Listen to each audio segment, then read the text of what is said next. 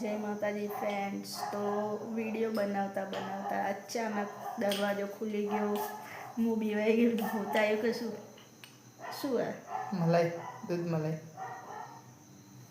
બહુ મસ્ત. હા,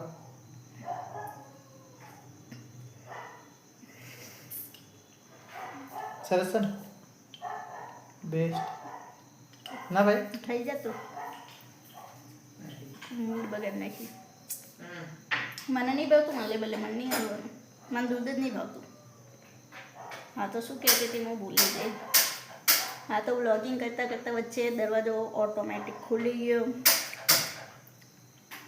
ઘરમાં કોઈ હતું નહીં, અચાનક દરવાજો ખુલી ગયો. હું બીવાઈ ગઈ, મેં તો ભૂત આવી ગયું કે શું અચાનક.